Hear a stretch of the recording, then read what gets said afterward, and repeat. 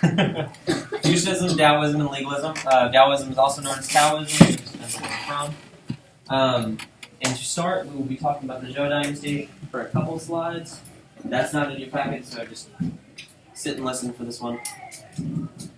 Alright, so the Zhou dynasty. The Zhou were a group of people in northwestern China who moved into the Central Plains. They were rebellious and established a new dynasty. For several centuries, from 1045 to 256 BCE, the Zhou ruled over a group of states in China. But in the later years of the dynasty, wars between the states would plunge China into disorder. Early years of the Zhou, after overthrowing the Shang, the Zhou established their rule over China. To justify the Shang's defeat, they had claimed they were given the mandate of heaven. And what that is they believed that they were given the right to the land by a god. The Zhou would increase the stability and the rule through a system of relationships known as feudalism. And feudalism is where, like, the kings would give people land, and then the people who had the land would work for the kings and the lords and the nobles in the area.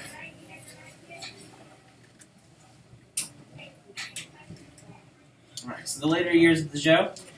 Feudalism worked for a time to keep China stable, but by 700 BCE, the system was starting to break down. Lords of individual states became more powerful and ambitious. This power would eventually rival the kings. Between 770 and 453 BCE, a number of states would begin to fight with one another. This eventually resulted in the states grouping into 6 or 7 larger states who would also fight for power. And with so much instability led the Chinese to ask important questions about human nature and the best way for rulers to govern. The rulers began to hire scholars to advise them on how to create order and increase their power. And so many ideas were offered that the Chinese later called them the 100 schools of thought. And the 3 most influential schools of thought that emerged were Confucianism, Taoism, and legalism, which are the 3 that we will be speaking about today. So Confucianism. And this next slide will answer number 1 for you all, under Confucianism on page 10. Alright. And Confucianism. Who was Confucius? Confucius, his actual name was Kung Fuzi. In the Western civilizations, we call him Confucius. He was born in 551 BCE in the small state of Lu in eastern China. He lived until 479 BCE, and he was a first-hand witness to the disorder that erupted when lords fought for power. So for number 1, you can put Kung Fuzi, and then he was from the small state of Lu. And then for number 2, you can put disorder or chaos. So if you're following along here with our slideshow, number 1, it says, who was Confucius? Confucius, he was Kung Fuzi. Kung Fuzi. And he was from the small state of Lu. And he was also a Chinese philosopher. Okay, it's also important too that you know that he was a philosopher. Yes, Keisha, question. Okay, so did you see about the rule, or did you just? He advised rulers. He gave them advice on how they should rule so that they would have more power and people would actually not rebel against them. And then number 2, it says, what was China like during his life? It's right there on that second bold bullet point. Okay? Disorder, and another word that I like to use is chaos. C-H-A-O-S.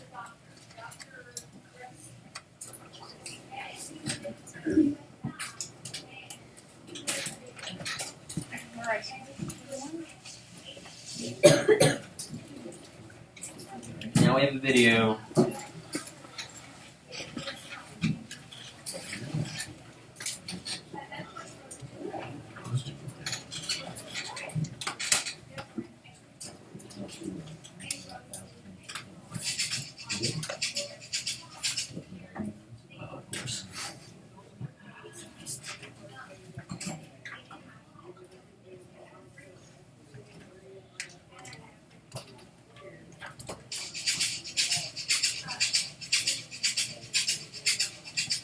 We know very little for certain about the life of the Chinese philosopher Confucius. He's said to have been born in 551 BC in China. He may have been a student of the Taoist master Lao Tzu.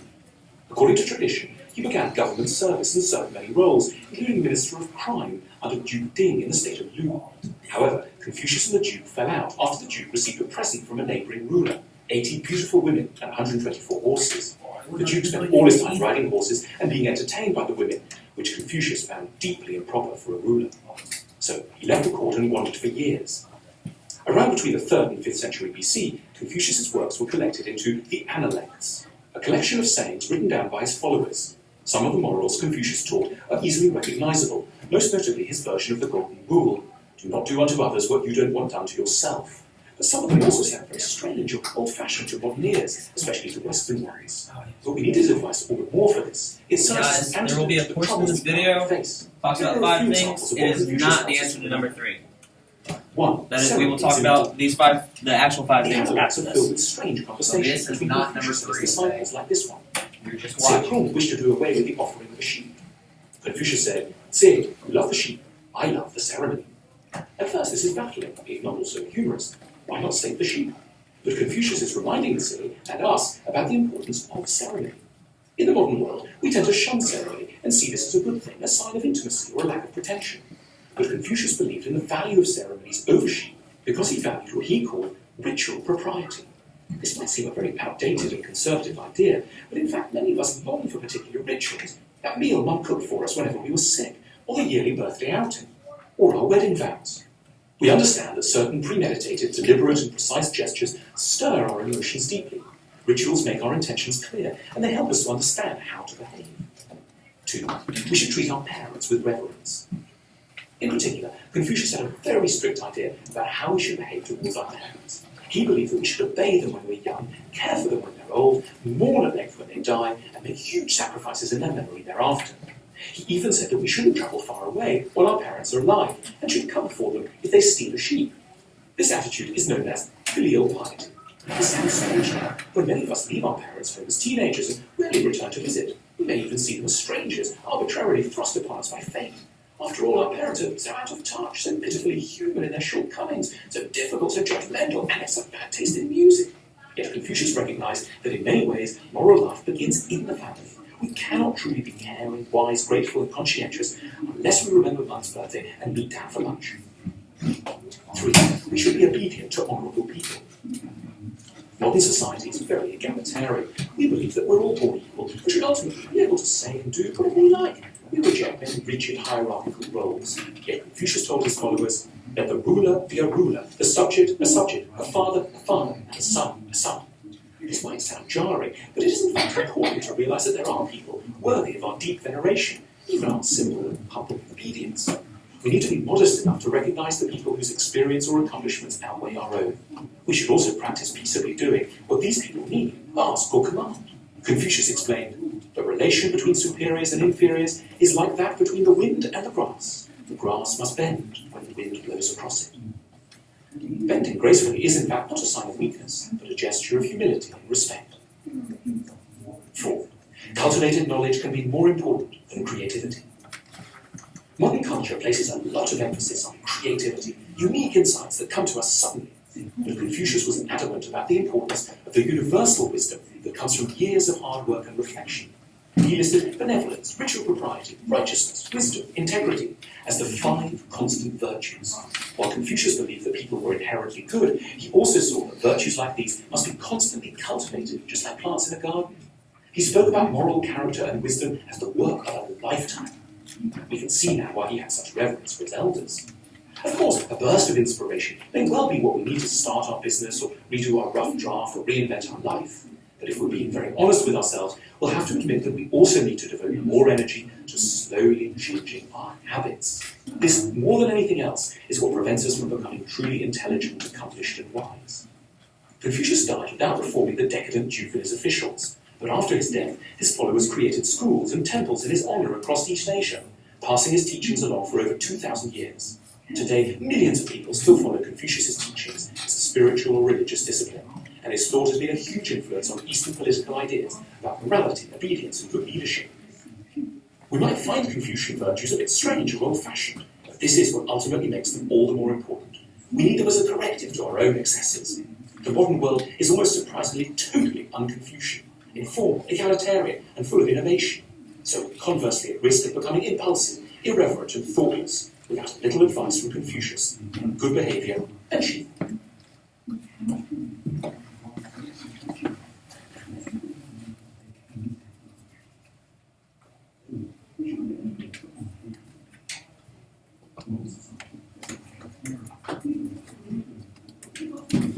Okay.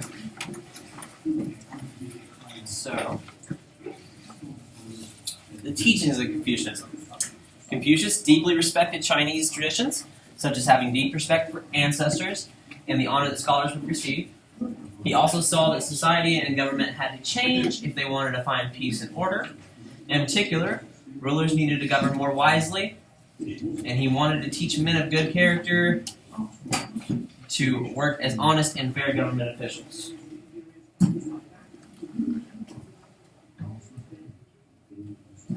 So the goal of Confucius' teachings were a just and peaceful society. He taught that society worked well when all people acted properly based on their roles and their relationships with others.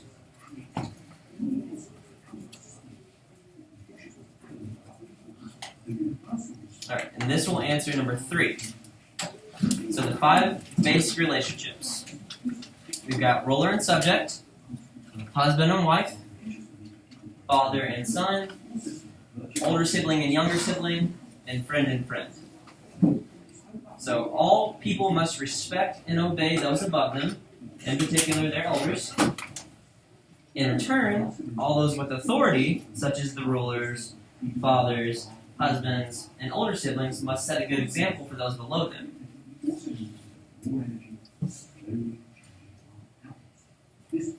So make sure on number 3 you have your 5 relationships. Okay? 5 bullet points of your 5 relationships. Here we go. Alright.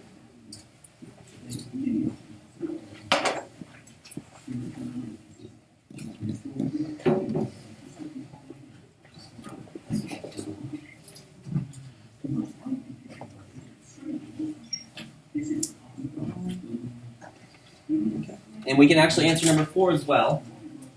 So we're going to put number 4.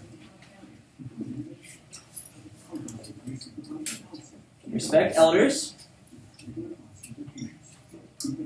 And set a good example.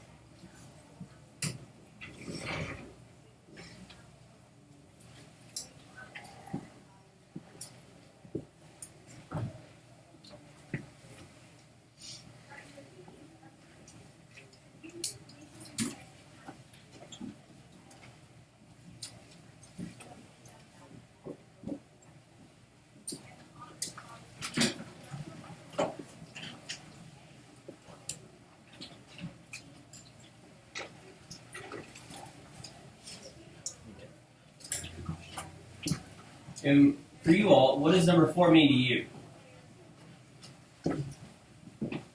Anybody?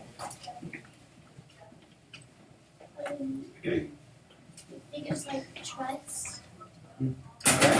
Yeah. So you want to gain trust from the people that are above you, and you want them to trust you as well, right? Awesome. When it says respect elders, that means that respect them very well. Yes. You want to respect your grandma, your grandpa, your mom, your dad, your stepdad, your stepmom, anybody older than you or above you. Mr. Snyder. Crazy Uncle Joe. We all have a crazy Uncle Joe. Yeah. Whether his name is Joe or not, you have that crazy uncle. You should trust him with a grain of salt. And so what about then to the set a good example? So, like we've answered the respect the elder part and the trust, like what Alexa said was great. What about that set a good example? Maybe like be a role model for people that look up to you. That's perfect. Yes. You want the people under you to act the way you act in a good way. So you want to set a good role. You want to be a good role model and set a good example of how you want them to be. So how can you apply that to school? How can you set a good example at school? Okay. Okay. What else? Listen. What else? No, you are. Nick, what else? Same thing, like the sixth grade. Yeah. So you don't want the sixth graders to see you acting a fool and then think that when they get to seventh grade, they can act a fool too. So that's going to drive us kids crazy. I'm just going to let you know. What are the, in my opinion, the two most impactful relationships you as students have here at school every single day? What are the two relationships? Keyshawn? Friend and friend. Ah, very good. And then the other one, Colson. Lorenzo. Who's the ruler? This guy. Ah, even better. Who said that? Was that Colson? Yeah. Miss Croom, right? You don't want to walk up to Miss Croom and just like backhand her. Okay, you can't do that. Nick on the side. Even though I know Tingley wants to, right? Sometimes. Alright. Alright, moving on. So we should be able to answer number 5 here coming up soon, so get ready for that, right? Okay, so the influence of Confucianism. This will answer number 5. I'll sum it up in one word for you as well. So many people were attracted to the teachings of Confucianism. The government under the Han Dynasty would begin to hire civil servants based on their ability to work. And civil servants were required to know everyone's roles from laborers to government officials. So if you're required to know something, what do you think that means you have to do prior? Learn it. Exactly. So for number 5, education would be the major influence from Confucianism.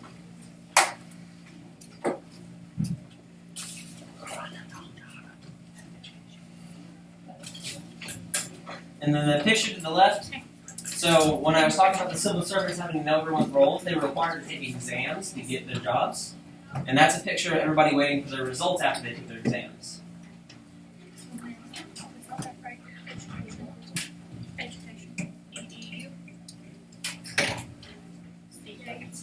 Not like when you go to college and learn a particular trade or a particular learning path, whatever that means, whether you're going to be an engineer, or you want to be a teacher, or say you go to a trade school and you want to be a plumber or mechanic, you don't have just specific learning with that particular trade or process. It's all about life, and they would have to have an education background on that, and it would place them in their jobs based on how they scored. So it's almost like an aptitude test. And guess what? They still kind of do something along those lines in China today. If you don't score a certain percentage, you can't get this job. You have to work in this particular area. It sounds harsh, but in China, it's fair to them. Nick, you have a question? So, we was learning a bunch of apples, and you had to be a certain grade to pass 7th grade. That's right. You do have, just like you're in school, you have to get a certain grade to pass 7th grade. If you have D's and F's, you don't pass 7th grade. Nice connection, Nick. Alright, and so this is just a little added on there. Quotes. So Confucius said to his follower, the gentleman first practices what he preaches and then preaches what he practices. What does it mean? Does anybody know what that means? Or what do you think it means? First you have to I would say you have to practice and somebody else higher than you that already knows what they're doing. And then you practice, what you practice with them, practice to the people that you teach. Right. I don't know.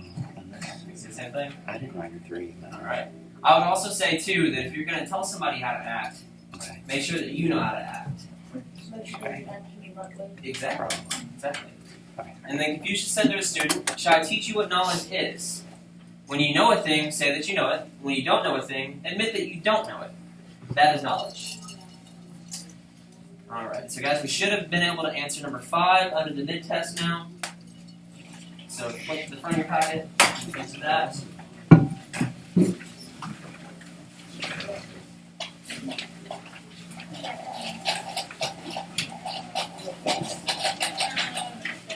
Page 4 of the mid-text. Oh, it's 4 in the mid-test?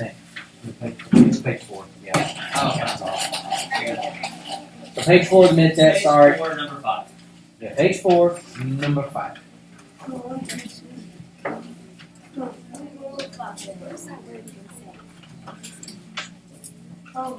Question says, what is Confucianism? Okay? What is Confucianism? Tell me what it is. We talk about it over and over again. Think about the 5 basic relationships. Okay.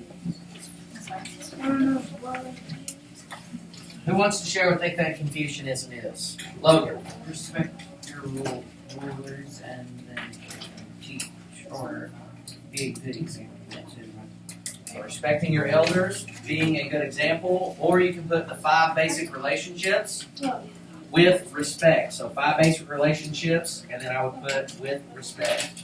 Okay?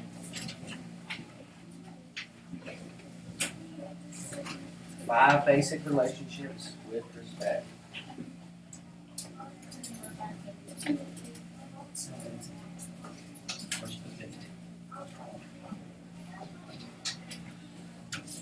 So kind of like what Alexis says, there has to be that respect between the person that is in power and the person that is underneath that person. So the ruler and subject. So whether it be a teacher and a student, I have to respect you and show you that respect in order for you to kind of give me that respect in return. But because of my position of authority, my respect is already garnered from you. You should respect me just because I'm the teacher. Okay? Unfortunately, it doesn't work like that in our day and age. And that's because, like what in the video said, we don't harbor that same respect for ceremony. And I'll put it to you like this. I said this in another class, and I don't want to step on Mr. Murray's toes, but like here in America, we are the culture of now, and the go, go, go, do, do, do.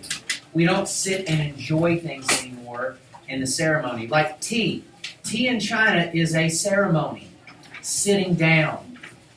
Enjoying the tea itself, yes, but it's not about the tea. It's about who? Not just me, but everyone is there sitting at the tea with me. So like when you go home and have dinner, it's not about the food on the plate or whatever that is. It's about the time that you spend with your family.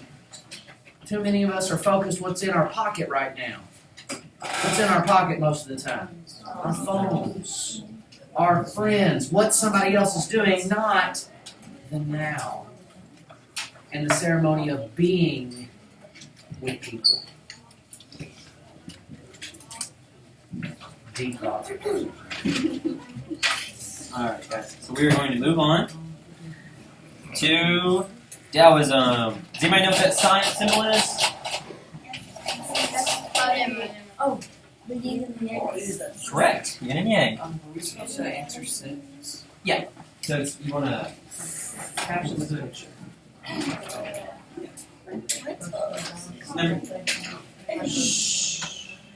Alright. So we will be answering number 1 from this slide. So Taoism and the founder of Taoism. Who is the founder of Taoism? His name was Lao Tzu. Lao Tzu! Lao Tzu. Trust me, China, the spelling, we want to pronounce it how we would in English, but their spelling and the way the pronunciation flows is totally different. So just trust us. Lao Tzu. There's no T. I don't see S-U-E for Sue. No, trust me. It's Lao Tzu. Okay. He was also known as the Great Sage, or the Wise Man of Taoism. Said to be the author of the Tao Te Ching, or in the video we're going to watch next, they're going to call it the Tao Te Ching. That's the classics of the way and its power. Hey, we're on page 11 in the packet now. Don't worry about number 6 just yet. We'll go back and do number 6 at the end so that you can kind of get a better overarching feel for those captions. So let's just do number 1 on page 11. It says, who is Lao Tzu? Once again, as Mr. Murray said, he was the founder and great sage, or the wise man of Taoism. D-A-O-I-S-M. You can just put founder of Taoism. And the study of Dewey. Some modern scholars believe that he lived in the late 500s BCE, and others think that he didn't exist at all.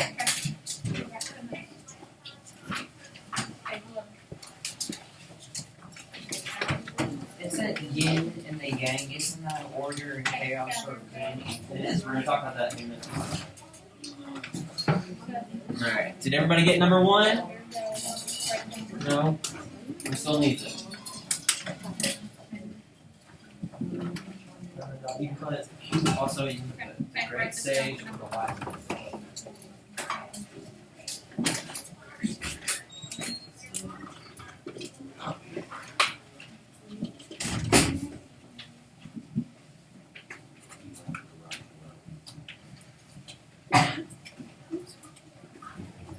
Alright.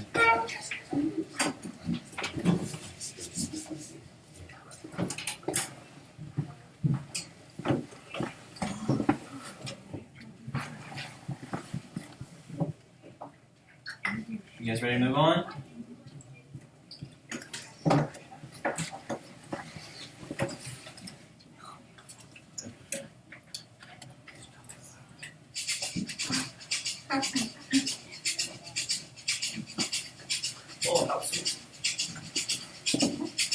It's difficult to know much for certain about the Chinese philosopher Lao Tzu. Even his name can be a little confusing. It's also sometimes translated as Lao Tzu or Lao Tse. Lao Tzu is said to have been a record keeper in the court of the central Chinese Zhou dynasty in the 6th century BC. You guys don't have to take any notes in this video. He may also have been entirely mythical, much like Homer in Western culture. Lao Tzu is said to have tired of life in the Zhou court as it grew increasingly morally corrupt. So he left and rode on a water buffalo to the western border of the Chinese Empire. Although he was dressed as a farmer, the border official recognized him and asked him to write down his wisdom. According to this legend, what Lao Tzu wrote became a sacred text known as the Tao Te Ching. After writing this piece, Lao Tzu is said to have crossed the border and disappeared from history, perhaps to become a hermit. In reality, the Tao Te Ching is likely to be the compilation of the works of many authors over time, but stories about Lao Tzu and the Tao Te Ching itself passed down through different Chinese philosophical schools for over 2,000 years. Lao Tzu was the leading figure in the spiritual practice we now know as Taoism, which is more than 2,000 years old and still popular today. There are at least 20 million Taoists, and perhaps even 500 million living around the world, especially in China and Taiwan. They practice meditation, chant scriptures, and worship a variety of gods and goddesses in temples. Taoists also make pilgrimages to 5 sacred mountains in eastern China in order to pray at the temples and absorb spiritual energy from these mad places, which are believed to be governed by immortals. Taoism is deeply intertwined with other branches of thought, like Confucianism and Buddhism. There is a story about the 3 great Asian spiritual leaders, Lao Tzu, Confucius, and Buddha. All were meant to have tasted vinegar. Confucius found it sour, much like he found the world full of degenerate people. And Buddha found it bitter, much like he found the world to be full of suffering. But Lao Tzu found the world sweet. This is telling, because Lao Tzu's philosophy tends to look at the apparent discord in the world and see an underlying harmony guided by something called the Tao. The Tao Te Ching, which describes the Tao, is somewhat like the Bible. It gives instructions, often vague and generally open to multiple interpretations, on how to live a good life. It discusses the Tao as the way of the world, which is also the path to virtue, happiness, and harmony. The way isn't an inherently confusing or difficult thing, but in order to follow the Tao, we need to go beyond simply reading and thinking about it. Instead, we must learn flowing or effortless action. It's a sort of purposeful acceptance of the way of the Tao and living in harmony with it. This might seem lofty and bizarre, but most of Lao Tzu's suggestions are actually very simple. First, we ought to make more time for stillness. To the mind that is still, Lao Tzu said, the whole universe surrenders. We need to let go of our schedules, worries, and complex thoughts for a while and simply experience the world. We spend so much time rushing from one place to the next in life, but Lao Tzu reminds us nature does not hurry, yet everything is accomplished. It's particularly important that we remember certain things, grieving, growing wiser, developing a new relationship, only happen on their own schedule, like the changing of leaves in the autumn or the blossoming of the bulbs we planted months ago. When we're still and patient, we also need to be open. The usefulness of a pot comes from its emptiness, Lao Tzu said. Empty yourself of everything, let your mind become still.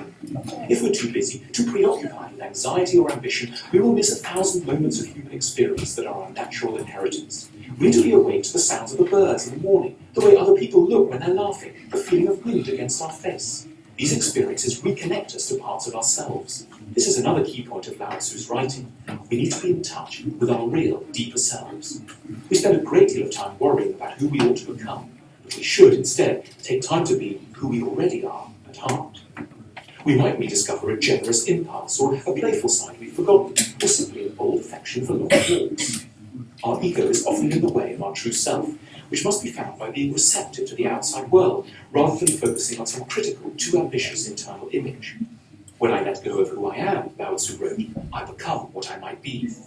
Nature is particularly useful for helping us to find ourselves. Lao Tzu liked to compare different parts of nature to different virtues. He said, the best people are like water, which benefits all things and does not compete with them. It stays in lowly places that others reject. That is why it's so similar to the Tao. Each part of nature can remind us of a quality we admire and should cultivate ourselves. The strength of the mountains, the resilience of trees, the cheerfulness of flowers. Of course, there are issues that must be addressed by action, and there are times for ambition. Yet Lao Tzu's work is important for Taoists and non-Taoists alike, especially in a modern world distracted by technology and focused on what seem to be constant, sudden and severe changes. His words serve as a reminder of the importance of stillness, openness, and discovering buried yet central parts of ourselves.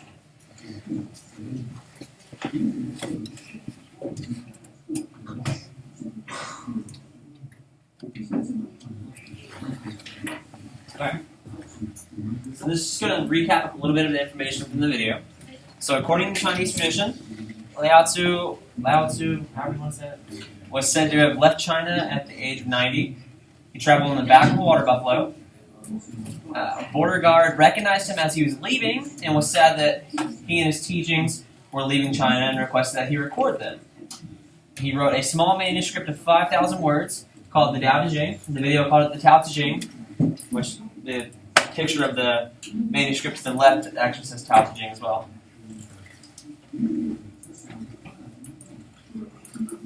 So the teaching of Taoism. So Tao means the way. Tao was the forces that gave order to the natural universe. And Taoism taught that people gain happiness and peace by living in harmony or agreement with the way of nature. What did I do with that marker? Okay. So we will answer number 2 here. So, harmony with the way of nature. And people follow the way of nature by living a simple lives of quiet meditation. So this is well.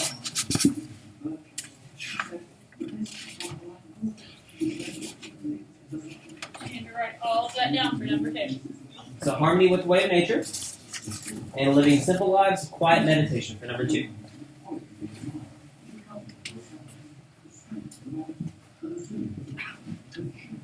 What's the second one? Living simple lives with quiet meditation.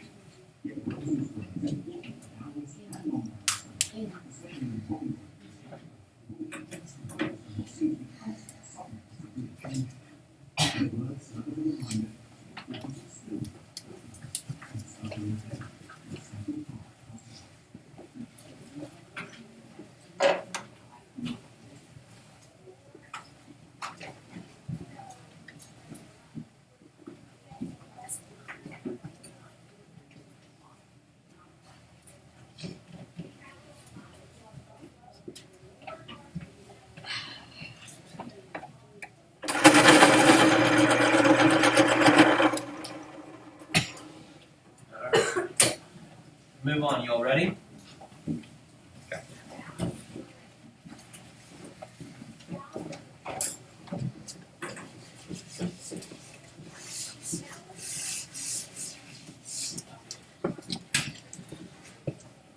Alright, so the yin and yang. So nature is full of opposites, life and death, light and darkness, ugliness and beauty. So true harmony comes from balancing opposite forces in nature. And the yin and yang, which yin means shaded and yang means sunlit. So for number 3, we're going to do yin means shaded, yang means sunlit.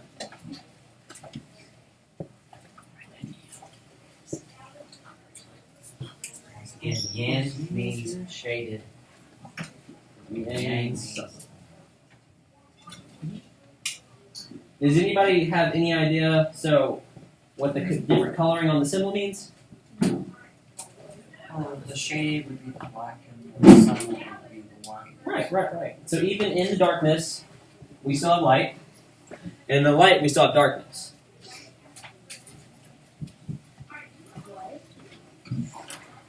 So Taylor brings up a good question, and that question was, what? And no, that's good. That's really good. All right.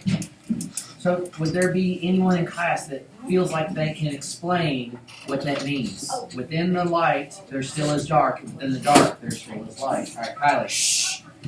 So light is like a good person, but there is a little darkness inside of a good person. Like the black means there's a little darkness. It's a dark that is a little good inside of that person. Right. That was deep, actually. That was really deep. I like Keep going. that. In the darkness, there's still a little bit of light. So like, they might not really be on the inside, and in the light, there's still darkness in that one person.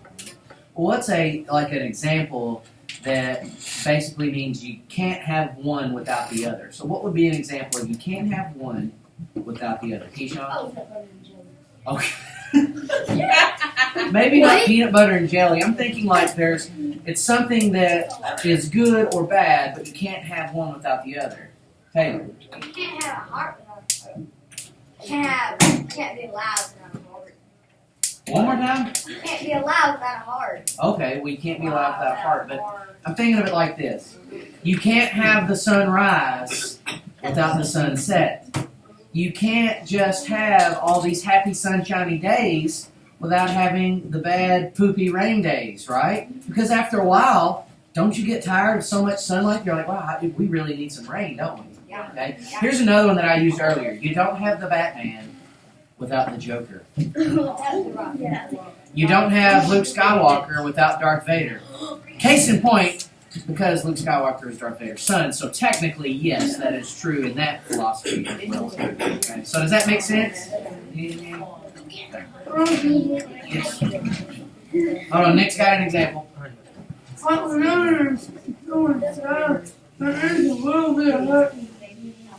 But whenever in a zoo, there's still a little bit of sadness. That's right. When you're sad, there's still something that you can hold on to, a bit of happiness. And even when you're happy, there's still just a little bit of sadness that kind of goes along with it, too. Okay? Because there's no perfect person. There's no perfect incident. There's no perfect place. Okay? Andy? Very true. So overall, you can't have good without bad.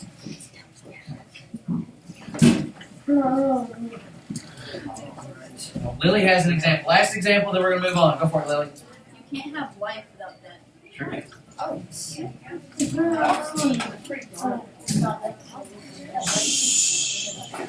Alright, here we go. Alright, so guys, on this one, we will be answering number 4.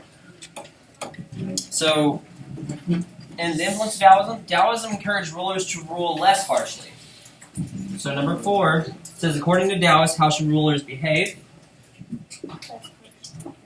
They should rule less harshly.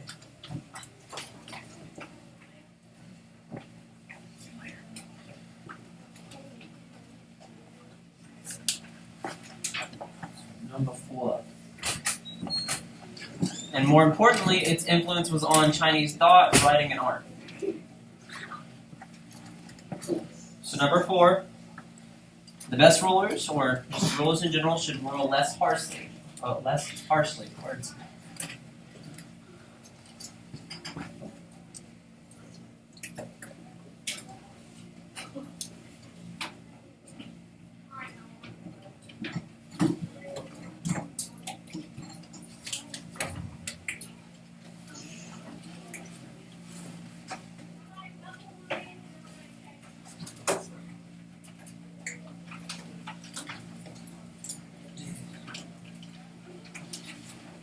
Did everybody get number 4?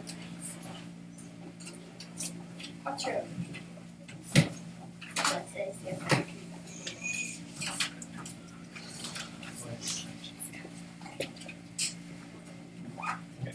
So you should also be able to answer number 5 as well. It says, if you want to, write a caption for the image. You have to write a caption for the image, but it's saying it in the way a Taoist would say.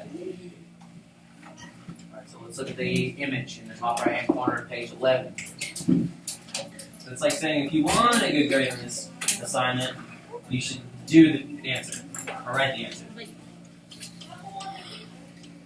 Write something on that line or down underneath number 5.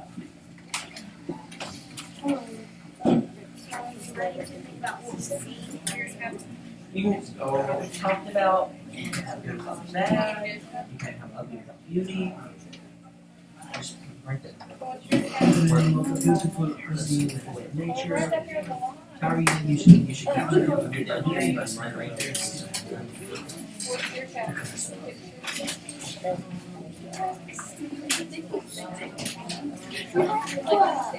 Thinking there. So I'm seeing some good captions and also some good discussion about your caption because you feel like these are the lessons in class that students always are like, oh, I love this so much. You kind of get in touch with your inner self, and everyone feels like they're like a philosopher now after learning these particular philosophies. All right, so we're moving on to legalism. All right. So legalism. I don't have a video for this, so I do apologize. But the founder of legalism, his name was Han Feezy, and this will start to answer number 1 on page 12.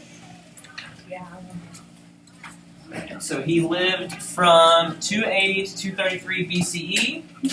He was a prince of the royal family in the state of Han, and he lived to see the end of the Warring States period and the Zhou dynasty. So, Han Feezy was a prince of the royal family of the state of Han. So number 1, he was a prince of the royal family of the state of Han.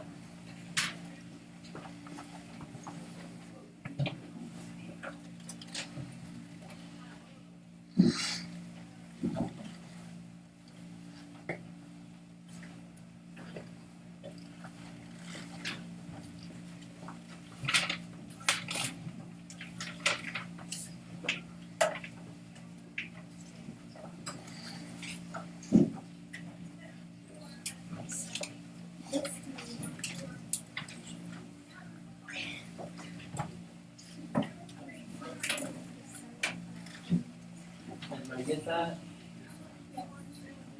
Yeah. Awesome.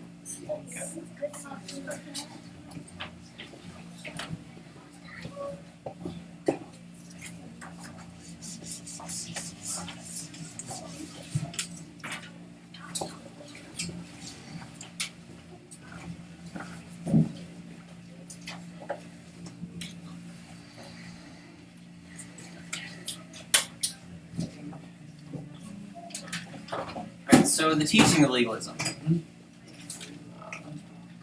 It was very concerned with creating peace and order in society. Han Feezy, just like the other two philosophers, wanted order and peace in society, but he didn't think that they should do it the way that Confucius did. He said that was improper and behavior was not the right answer. And so his teachings were based on the idea that most people are naturally selfish.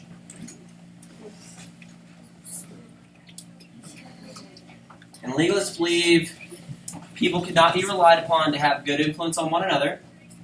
It was not enough for rulers to set a good example. They should establish strict laws and enforce them. And for good behavior, they should get rewarded, and for bad behaviors, they should be harshly punished. Right, so not to step on his toes again, but like in Confucius, he believed that all people were inherently good. Han Feezy believed that they were inherently bad, which means Confucius thought that if people left alone by themselves, they could figure things out. He said, no, there would be disorder, there'd be chaos, you've got to be very strict and harsh, and basically drop the hammer on people. Okay, so.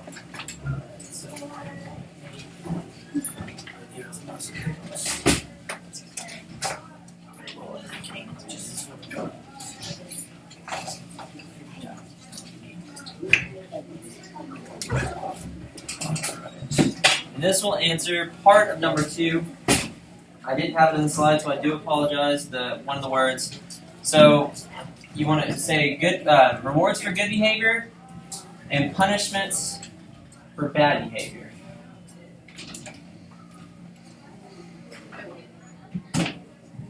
So We wanted to govern with rewards for good behavior and punishments for bad behavior, which is similar to how we still do today. And like Mr. Snyder said last class, it's similar to star cards, correct? Yes. Similar to star cards. If you do everything you're supposed to, you get a reward.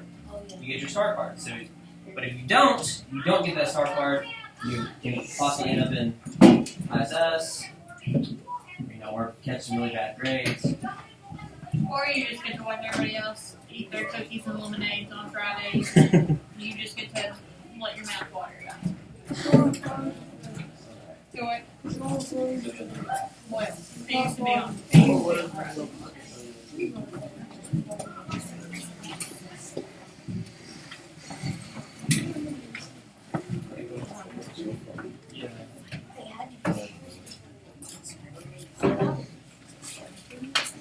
Okay, so we will answer number 3 here.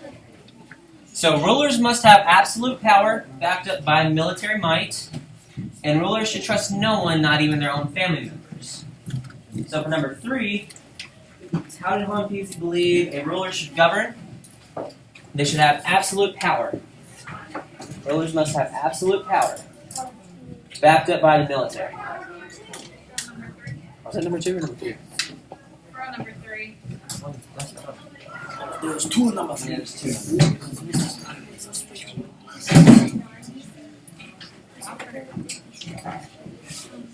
Breakfast approved the first number 3.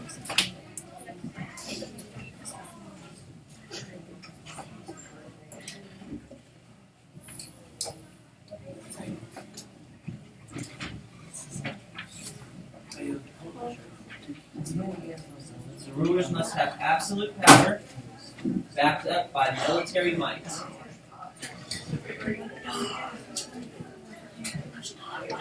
And they should trust no one. If you want to throw that on there too, you can.